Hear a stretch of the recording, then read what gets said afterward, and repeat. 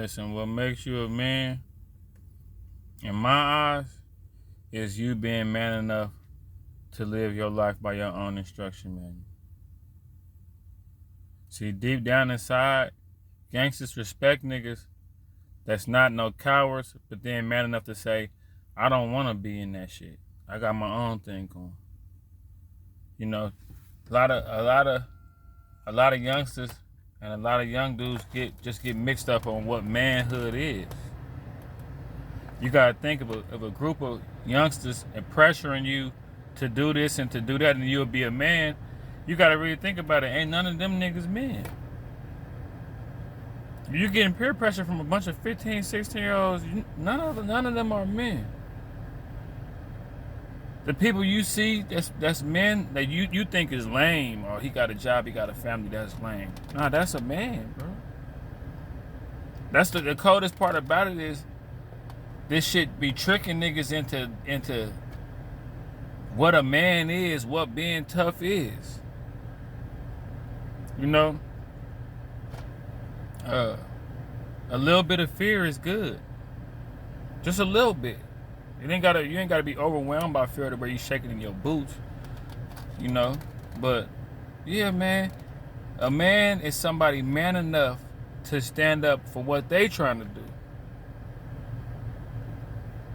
Like, man, I already seen what that did to people. I remember I grew up on and it's crazy how this shit was. I grew up in a neighborhood where it was like, you know, a lot of people outside, a lot of drugs being sold. You know, it was real busy. My mom used to say you can't go in the streets on Fridays and Saturdays. Just don't cross the street because so many cars coming through. It was like about, you know, a bunch of people outside doing their thing. It was this one dude on our block named Lee, and he had a son named Troy. Troy used to go to college. He used to go to school. And I noticed that, like, I used to look up to the niggas on the corner and shit. Like, you know, they'd buy me ice creams, give me, like, you know, 10 ones, and that shit felt like they gave me $100. Give me money for the ice cream truck. You know, they'd see me walking with you know, a group of my friends and tell me to come here and talk to me, make me feel important in front of my friends and stuff. I really looked up to these dudes. I knew what they was doing. They was grinding. You know, they was selling drugs, and they used to be hiding dope all in my mama bushes and all in the tan bark and little stash spots all over. We used to actually like we used to take the drugs and just put them in a different spot and watch them argue with each other and watch them fight each other. The first time I learned, anyway, I'm straying off the topic, but it was this dude named Troy. And I was cool with Troy because Troy was my friend Buster's big brother. His name was Troy. And Troy used to go to college.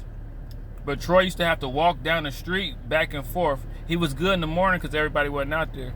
But whenever he would come back home, all the dudes I looked up to, all the dudes that I thought was so cool, they had the 5.0s and the Buick Skylarks and the Cutlasses and the Cougars and all that shit, and the fresh haircuts. And this is back in the day, so niggas had dyed hair, dyed high top fades and ducktails and bomber jackets and starters and all that.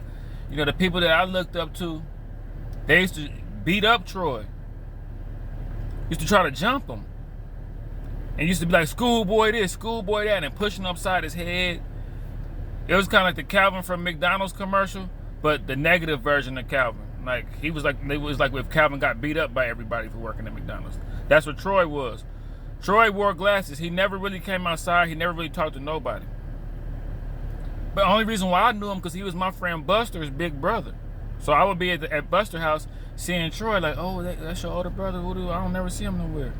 But I noticed that, and that shit fucked with me. I'm like, damn. I look up to all these dudes. And I used to look up to Troy because Troy would give me little motivational talks, me and his little brother. I'm like, I'm going to college and I'm getting out of Richmond and all this shit. But then when I would see Troy walk down the street, he would get picked on by the other dudes I looked up to. And it's like, you know, I'm a kid, so I respect both of them equally. I respect the dope dealers and the niggas going to college. But I can see the total difference in their lifestyles. But the one thing that I noticed that made me pick the drug dealer side is because Troy was getting beat up. He was getting picked on. A few times I got scared that they was gonna try to shoot him or something. But I was like, yeah, see, I was forced to pick a manhood that wasn't the right manhood.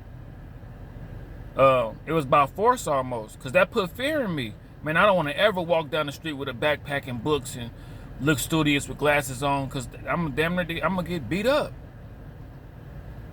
So that shit fucked me up. Then, the peer pressure. One of your little young homeboys start hanging out with the older crowd, start doing stuff. You start seeing what they doing. You want to be a part of it. But like I was saying, a man is just trying to find his way to be a man, and it's like, it's crazy how the real version of being a man and growing up a man is not celebrated. It's not really celebrated. You look at the rappers, they disrespectful, they kill somebody, they all this wild ass shit. And I don't even think, to a certain degree, I don't even think these youngsters today is even caught up with being a man.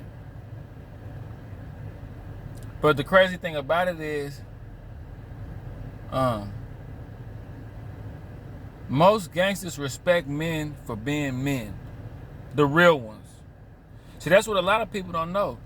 The real gangsters don't even fuck with niggas that's trying to, they don't even want to be a part of that shit.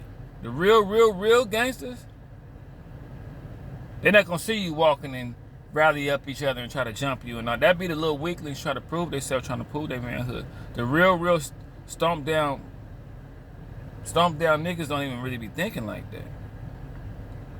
But yeah, that's like today.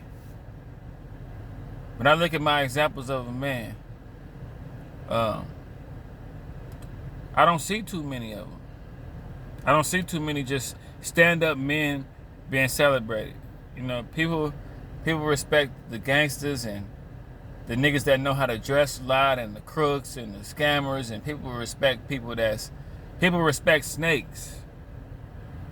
I think snakes and shady people is the ones that everybody kind of look up to, and that's what's kind of crazy. It's like, but I grew up in the church. My mama was a pastor, and I thank God for that, because I always felt like God see me do it. God'll see me do it.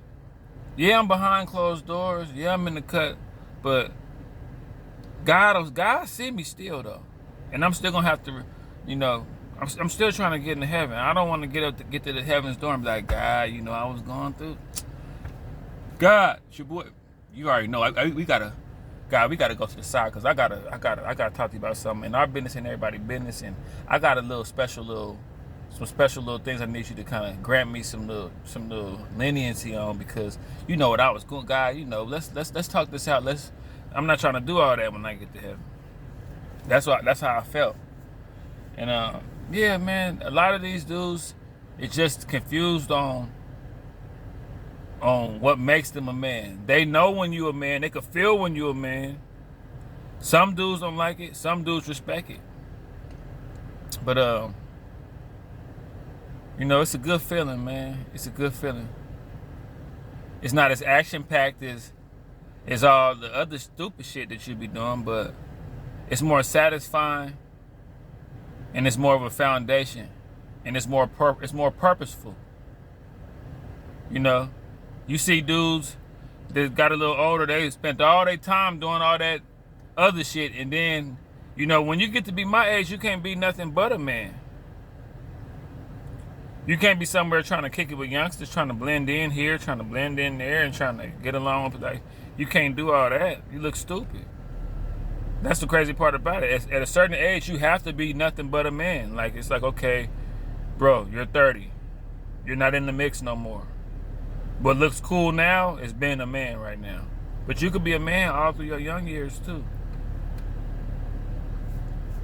Just a little YouTube I was thinking about, man.